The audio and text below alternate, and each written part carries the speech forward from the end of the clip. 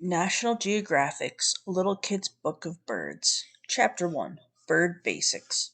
About 10,000 species or kinds of birds fly, swim, and walk around on planet Earth. In this chapter, discover what makes an animal a bird. This is a blue and yellow macaw. Feathers. All birds have feathers. Birds are animals. Other kinds of animals include mammals, insects, reptiles, amphibians, fish, and more. Let's take a look at what makes an animal a bird. No other kind of animal has feathers, so any animal with feathers is a bird. Bird feathers come in many shapes, sizes, and colors. They help birds fly, stay warm, and keep dry. Different kind of birds have different kind of feathers. The way feathers work depends on what the bird needs them to do. Beaks. All birds have beaks.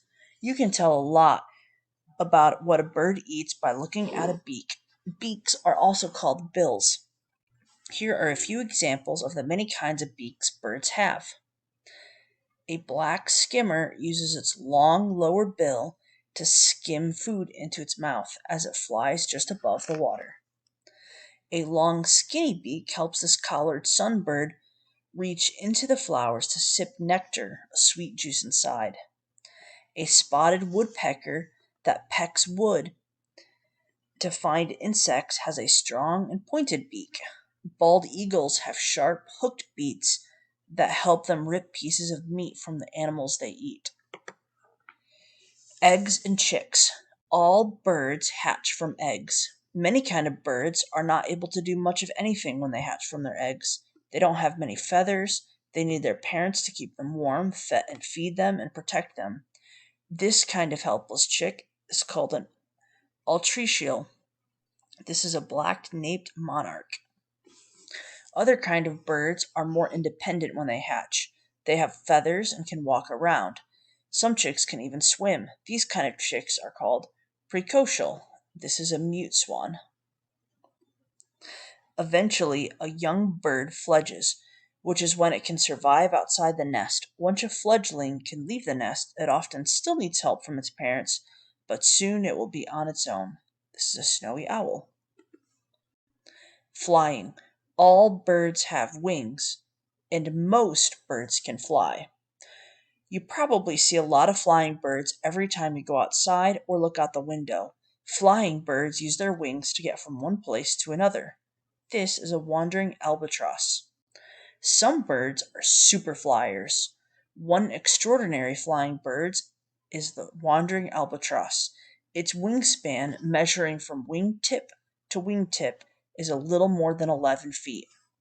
Wow, that means a wandering albatross could stretch its wings from one end of a small car to the other. This albatross has the longest wingspan of any bird.